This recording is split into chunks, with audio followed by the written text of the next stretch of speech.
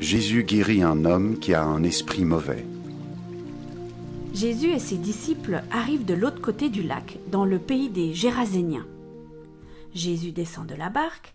Aussitôt, un homme sort du cimetière et vient à sa rencontre. Cet homme a un esprit mauvais en lui. Il habite parmi les tombes. Personne ne peut le tenir attaché, même avec une chaîne. En effet, on a souvent attaché ses mains et ses pieds avec des chaînes, mais il les a toutes cassées et personne n'a la force de le faire tenir tranquille. Tout le temps, le jour et la nuit, il vit parmi les tombes et sur les collines. Il pousse des cris et se blesse avec des pierres. Quand il voit Jésus de loin, il court et se met à genoux devant lui. Il crie d'une voix forte « Jésus, fils du Dieu très haut, qu'est-ce que tu me veux ?»« Je t'en prie, au nom de Dieu, ne me fais pas de mal. » Il dit cela parce que Jésus lui donne cet ordre. « Esprit mauvais, sors de cet homme. » Jésus demande à l'homme « Comment t'appelles-tu » Il lui répond « Je m'appelle Armée, parce que nous sommes nombreux. » Et il supplie Jésus en insistant « Ne chasse pas ces esprits loin du pays. » Il y a là un grand troupeau de cochons. Ils cherchent leur nourriture près de la colline. Les esprits mauvais supplient Jésus en disant « Envoie-nous dans ces cochons, laisse-nous entrer en eux. » Jésus leur donne la permission. Alors les esprits mauvais sortent de l'homme et ils entrent dans les cochons.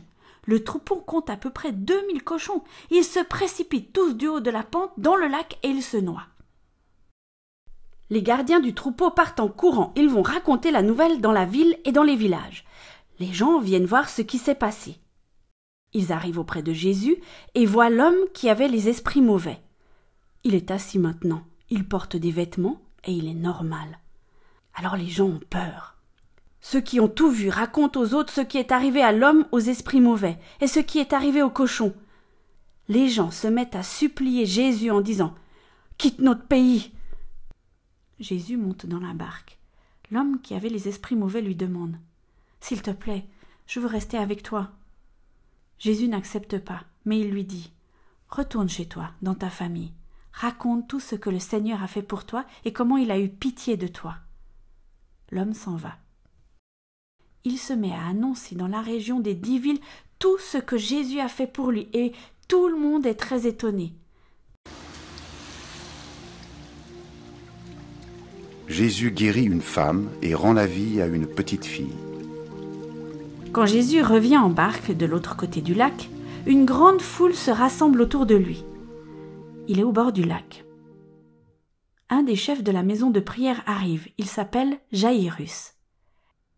Il voit Jésus, se jette à ses pieds et il le supplie en insistant. « Ma petite fille est mourante, viens poser les mains sur sa tête pour qu'elle guérisse et qu'elle vive. » Jésus s'en va avec lui. Une foule nombreuse l'accompagne et les gens sont très serrés autour de Jésus. Dans la foule, il y a une femme qui perd du sang depuis 12 ans. Elle a beaucoup souffert chez de nombreux médecins. Elle a dépensé tout son argent. Mais elle ne va pas mieux, au contraire, elle va plus mal. Cette femme a entendu parler de Jésus. Alors, elle vient dans la foule derrière lui et elle lui touche son vêtement. En effet, elle se dit « Si je touche au moins ses vêtements, je serai guérie. » Aussitôt, son sang s'arrête de couler et elle se rend compte qu'elle est guérie de sa maladie. Au même moment, Jésus sent qu'une force est sortie de lui. Il se retourne au milieu de la foule et il demande « Qui a touché mes vêtements ?» Ses disciples lui répondent « Tu vois bien, la foule est très serrée autour de toi et tu demandes qui m'a touché ?» Mais Jésus regarde autour de lui pour voir qui a fait cela.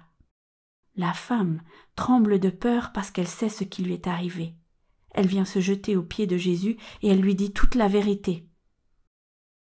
Jésus lui dit « Ta foi t'a sauvée, va en paix et sois guérie de ta maladie. » Pendant que Jésus dit cela, des gens arrivent de la maison de Jaïrus et ils disent à celui-ci « Ta fille est morte, ne dérange plus le maître. » Mais Jésus a entendu ces mots et il dit au chef de la maison de prière « N'aie pas peur, crois seulement. » Il ne permet à personne de l'accompagner, sauf à Pierre, Jacques et Jean, le frère de Jacques. Ils arrivent à la maison de Jaïrus. Là, il y a beaucoup de bruit. Jésus voit que les gens pleurent et poussent des grands cris. Il entre dans la maison et leur dit : « Pourquoi faites-vous tout ce bruit ? Et pourquoi est-ce que vous pleurez ? La petite fille n'est pas morte, mais elle dort. » Les gens se moquent de lui, alors Jésus fait sortir tout le monde. Il prend avec lui le père et la mère de l'enfant et ses 3 disciples. Il entre dans la pièce où la petite fille se trouve. Il la prend par la main et lui dit : « Talitha koum », cela veut dire : « Petite fille, je te le dis, lève-toi ». La petite fille se lève tout de suite et elle se met à marcher. Elle a 12 ans. Ceux qui sont là sont très étonnés. Mais Jésus leur demande avec force : « Ne dites rien à personne !» Ensuite, il leur dit : « Donnez-lui quelque chose à manger. »